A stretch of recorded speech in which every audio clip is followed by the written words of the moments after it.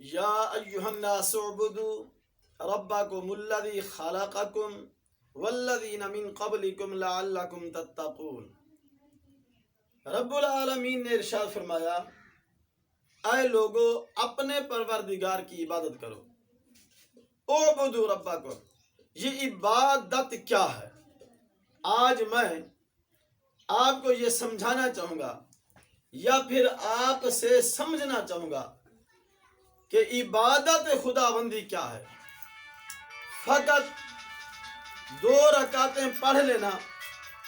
2 سجدے کر لینا، یا کسی کو زکوٰۃ صدقات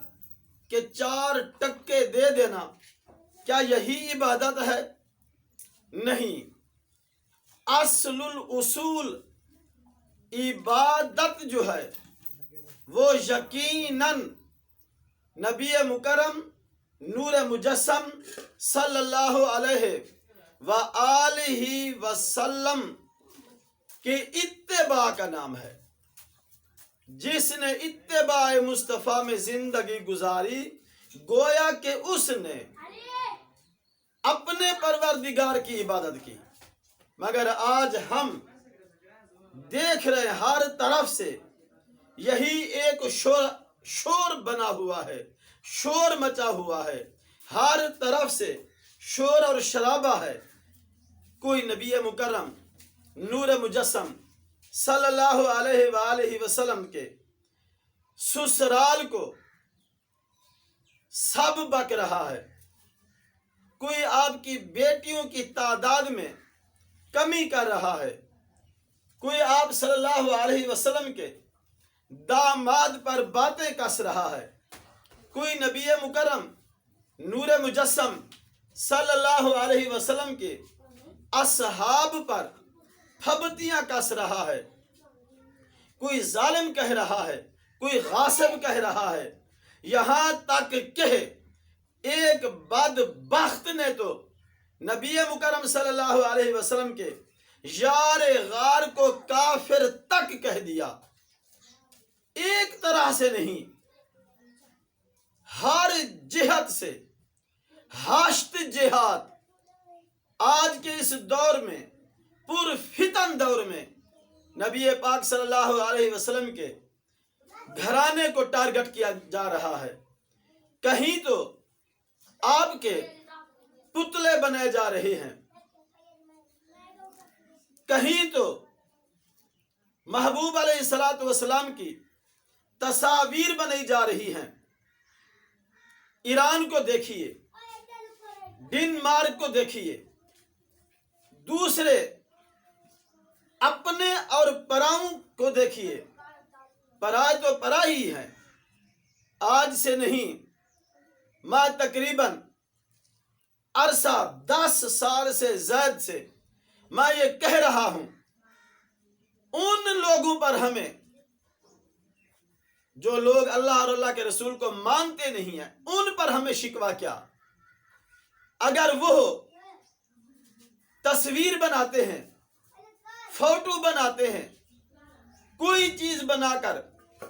وہ کہتے ہیں کہ یہ نبی پاک صلی اللہ علیہ وسلم کی تصویر ہے، ہم تو محبوب علیہ السلام کی کاغذ پر، کیمرے میں، سورج پر، چاند پر، حجر اسود پر، بیت اللہ کی دیواروں پر، قرآن کے اوراق پر محبوب علیہ السلام کی تصویر نظر آنے کی ہم پرزور مذمت کرتے ہیں۔ ہم تو انکاری ہیں، منکر ہیں۔ ہم میرے محبوب علیہ السلام کی تصویر بن ہی نہیں سکتی، کوئی بنائے تب بھی نہیں بن سکتی، تو پھر جب بن نہیں سکتی تو ہم احتجاج یہ کیوں کر رہے ہیں لوگوں کی بات پر؟ ہمیں دکھ تو اپنوں پر ہے، جنہوں نے یہ دعویٰ کیا کہ ہم مومن ہیں، جنہوں نے یہ دعویٰ کیا کہ ہم بھی کلمہ گو ہیں، کلمہ علیحدہ بنا کر بھی وہ کلمہ گو رہے، قرآن کے بارے علیحدہ ایک سوچ اور فکر رکھ کر بھی وہ مسلمان اپنے آپ کو کہتے رہے، نماز کا طریقہ علیحدہ بنا کر، پھر بھی وہ مسلمان کہلائیں، قرآن اور ترجمہ اور تفسیر اور فقہ اور نماز اور اذان اور جینا اور مرنا اور ہر ایک چیز دین کے مقابل بنا کر بھی وہ اپنا اس دعوے پہ پکے ہیں کہ ہم مسلمان اور ہم مومن ہیں۔ گلہ تو ان لوگوں پر ہے، ہمیں شکوہ تو ان لوگوں پر ہے، افسوس تو ان لوگوں پر ہے کہ کہیں سیدہ طیبہ عابدہ زاہدہ ساجدہ بی بی فاطمہ الزہرا سلام اللہ تعالی علیہا کی تصویر بنا کر لوگوں کے سامنے یہاں کر دی، اور کتنی ہی یوٹیوب پر یہ فلمیں اور ویڈیوز بنا دی گئیں کہ حضرت علی اصغر کو اس ملعون نے، حرم اللہ نے تیر کیسے مارا، شمر نے کام کیا کیا، عمر ابن سعد نے کیا کام کیا، خود امام علی مقام امام حسین رضی اللہ تعالی عنہ کی بندہ کسی بندے کو امام حسین بنا کر ان پر بظاہر ظلم ستم کرنا، گھوڑے سے زمین کی طرف گرانا۔ سامعین، میں تو وہ باتیں جو لوگوں نے ویڈیوز بنا کر یوٹیوب پر ڈال دیں، فیس بک پر ڈال دیں، میں تو وہ کہہ بھی نہیں سکتا۔ وہ لوگ جو دکھا رہے ہیں، پچھلے دنوں کسی غیر مذہب بد مذہب ملک نے یہ اعلان کیا کہ ہم ایک بار پھر نبی پاک صلی اللہ علیہ وسلم کے کارٹون، وہ تصویریں، وہ جو ان کے اپنی ایک شیطانگی ہے وہ کریں گے۔ اس کے وزیر اعظم نے بھی مذمت نہ کی، ان کے وزیر اعظم نے۔ ہمیں ان پر تو دکھ ہی نہیں ہے، ہمیں تو دکھ ان پر ہے جو کلمہ گو اپنے آپ کو کہتے ہیں۔ کیا اعبدوا ربکم کا یہی معنی ہے کہ تم نبی پاک صلی اللہ علیہ وسلم کی تصویریں بنانا؟ امام علی مقام کے ساتھ تو جو آج سے 1300 سال پہلے گزرا، وہ تو گزرا ہی، وہ تو ان ظالموں نے تو ظلم کیا ہی، ان میں تو شک نہیں کہ ان ظالمین نے، ان لائن نے، ان بدبختوں نے، یزیدیوں نے، انہوں نے تو ظلم کی انتہا کر دی۔ وہ تو ظالم ٹھہرے، وہ تو لعنتی ٹھہرے، وہ تو غلیظ اور کمینے بنے، مگر آج جو ویڈیوز بنا کر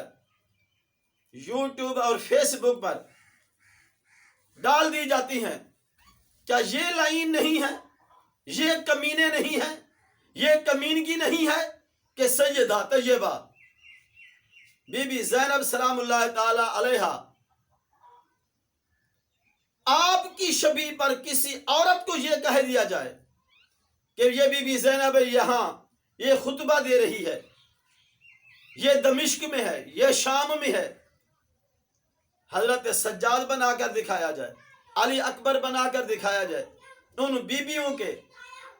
وہ گھر مقدس، وہ محلات، میں تو محلات کہوں گا، ان کے محلات دکھائے جائیں،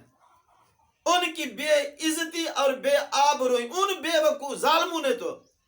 انہوں نے تو کیا، وہ تو وقت چلا گیا۔ اس وقت دیکھنے والے 20 لاکھ کی اگر ان کی اپنی فوج تھی تو 500 بندہ چلو مسلمانوں کی طرف سے دیکھنے والا ہوگا، 20 لاکھ نے، 50 لاکھ نے، 1 کروڑ لوگوں نے دیکھا ہوگا، بس زیادہ سے زیادہ۔ ان کے بعد تو فقط لوگ سنتے آ رہے تھے اب تک۔ اب وہی ظلم و ستم، اب وہی باتیں ڈاکومنٹری بنا کر لوگوں کو دکھا دیا جائے کہ ایسے ہوا، بی بی زینب ایسی تھی، بی بی کلثوم ایسی تھی، فلاں فلاں بی بی اس طرح آئیں، اس طرح دوڑی، حالانکہ انہوں نے اللہ تعالیٰ کے اس حکم پر کہ صبر کرو، استعینوا بالصبر والصلاۃ، وہ تو تصویر قرآن تھی۔ قرآن کو تصویر میں دیکھنا ہو تو اہل بیت اطہار کو دیکھا جائے، پھر انہی اہل بیت اطہار کی ڈاکومنٹریاں بنا بنا کر آنے والی نسلوں کو دکھا دیا جائے، کتنی بڑی بے حیائی ہے۔ کیا اب بھی ہم مسلمان خاموشی سے بیٹھے رہیں گے؟ یہ ڈاکومنٹریاں دیکھ دیکھ کر بھی یہ فقط ہم دیکھ رہے ہیں، ہندو بھی تو دیکھتا ہی ہے، سکھ دیکھتا ہی ہے، وہ جو اللہ رسول کو، اہل بیت اطہار صحابہ کرام کو جو مانتے ہی نہیں ہیں، انہوں نے تو بھی آج کی اس ڈاکومنٹری میں کیا کیا تخیلات میں نہیں دیکھا۔ بے شک آج کی یہ زینب تو بی بی زینب نہیں، آج کا یہ ڈاکومنٹری میں کبھی تو حضرت یوسف کا قصہ دکھایا جاتا ہے، کبھی یعقوب بنا کر دکھا دیا جاتا ہے، کبھی جبریل بنا کر دکھا دیا جاتا ہے، کبھی یعقوب کے وہ دوسرے بیٹے کنویں میں یوسف علیہ السلام کو ڈالتے ہوئے دکھائی دیتے ہیں۔ ارے حیا کرو، حیا کرو، حیا کرو، شرم کرو، مرنا ہے، قبر میں کیا جواب دیں گے؟ اب بھی ہمیں پتہ نہیں چلا کہ مسلمان کون ہے اور کافر کون ہے۔ ہم علماء یہ اعلان کریں کہ کافر کافر فلاں کافر، تب پتہ چلے گا کہ کافر کون ہے۔ گندا گندا فلاں گندا یہ نام ہم لیں گے تب پتہ چلے گا کہ کون ہے۔ غلط غلط فلاں غلط ہم کہیں گے تب پتہ چلے گا کہ کن کی تفسیروں میں کیا کیا لکھا ہوا ہے، کن کن کی کتابوں میں کیا کیا لکھا ہوا ہے۔ ہم نام لیں گے تب پتہ چلے گا، نام سے پتہ چلے گا، کام سے پتہ نہیں چلتا۔ ہمارے معین الدین چشتی اجمیری کو دیکھیے، بہاؤالدین زکریا ملتانی کو دیکھیے،